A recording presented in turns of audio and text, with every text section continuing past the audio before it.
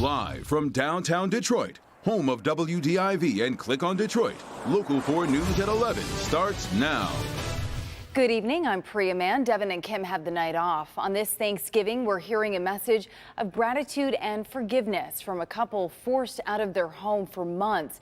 You may remember the story, which started back in August. There were shots fired into the home of Eddie and Candace Hall in Warren. There was vandalism. They moved out and only returned to their home days ago, just in time for Thanksgiving. And they just spoke with Local 4's Larry Spruill. And Larry, how are they doing tonight? Well, Priya, the Hall family is back inside their home, once again feeling safe, but most importantly, they're grateful. We celebrated with a nice meal, playing some family games at our dining table, and first of all, we started with prayer. That's how military veterans Eddie and Candace Hall celebrated Thanksgiving 2020. They recently moved back into their Warren home after being gone for months. When we first got here, it was, we were a little anxiety. At first, we had a little bit of reservation, the window hadn't been put back up yet, so we were kind of like a little leery and couldn't see out. The window was gone due to a series of vicious, violent, and racist attacks on their home.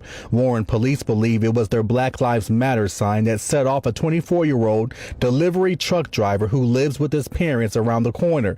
Local 4's defender Sean Lay told you back in August that man used a gun he found in his parents' garage and fired multiple times at the Hall's home, threw a rock through their window, slashed their tires, and rode on their truck. For something to happen like that because of what we believed in, it was just shocking. Now, months later, on a day designed to give thanks, the Hall family tells me they are doing just that. Really grateful for life. Yes, we were just, thankful really. For life. Because this could have really, it could have really turned out to be something different. Yeah. But thank God that it wasn't. It happened the way it did, and just was just thankful, thanking God for the many blessings that He has stole on us. Yeah, and He continues, because like my husband said, this could have went a whole nother way.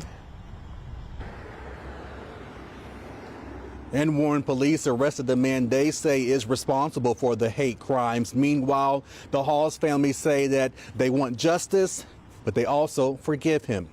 We're live in Warren tonight. Larry Spruill, Local 4. And breaking on Detroit's west side, one man is under arrest after a barricaded gunman situation. It happened on West Forest near Trumbull. Police responded to a domestic violence call. Police say a 30-year-old armed with a gun threatened to harm others and himself. He then barricaded himself inside an apartment. He surrendered peacefully after an hour, and luckily no one was hurt. And the holiday was much quieter for most Metro Detroiters. Many of us did change our plans with COVID safety in mind, but we still saw one Thanksgiving tradition that's alive and well, people taking the time to help others. I think it's important to get involved for this national holiday. For years, Genevieve Vang has volunteered to cook for families in need during Thanksgiving. I think this is a great time to do something, get back to the community. That's very important.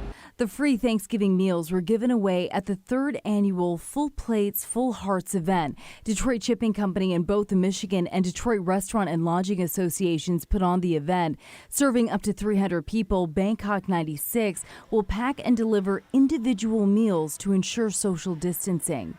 I've always wanted to experience actually feeding the homeless, and we've never done it before, so I wanted to give myself as well as my son that experience as well.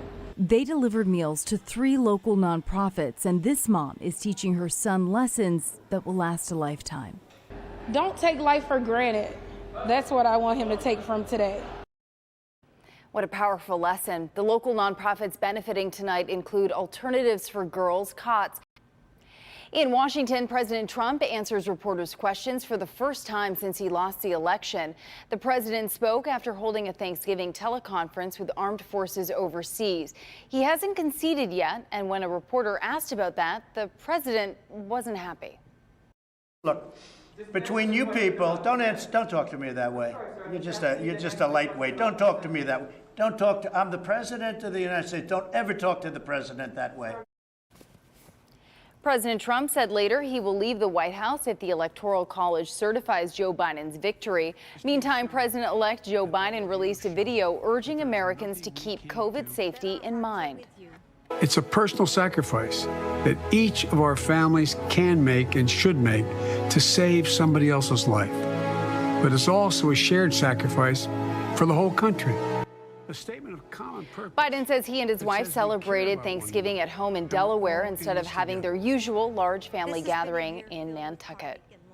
And Michigan is not releasing new coronavirus numbers today, but we do have a Supreme Court decision and questions about vaccine research.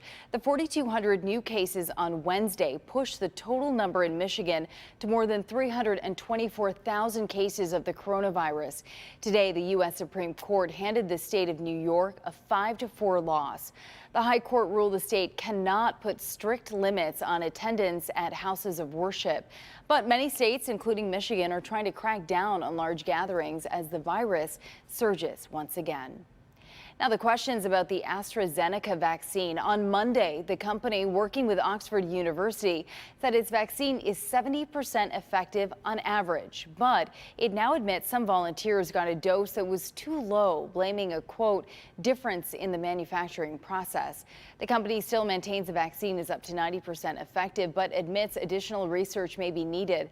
One expert tells NBC the new questions show manufacturers are being held accountable, which could build confidence in the vaccines that eventually make it to market. Well, still ahead, have you heard about President Trump taking aim at Lions quarterback Matthew Stafford? It didn't have anything to do with the game. We'll show you the tweet next. Plus, Alex Trebek left several taped episodes for Jeopardy fans before his death. Tonight, he's going a little bit viral. You'll hear the message that has people talking. Hey, Andrew. Good evening, Priya, and happy Thanksgiving, everyone. Temperatures still very similar to where they were when you joined us at 6 p.m. Where do they go from here tonight? Any sunshine coming back for the weekend? That, and there is snow in your 7-day forecast coming up. And the Help Me Hang toy test. This could be one of the most talked about toys we've ever seen Hang put to the test. You should hear the reviews before you go shopping.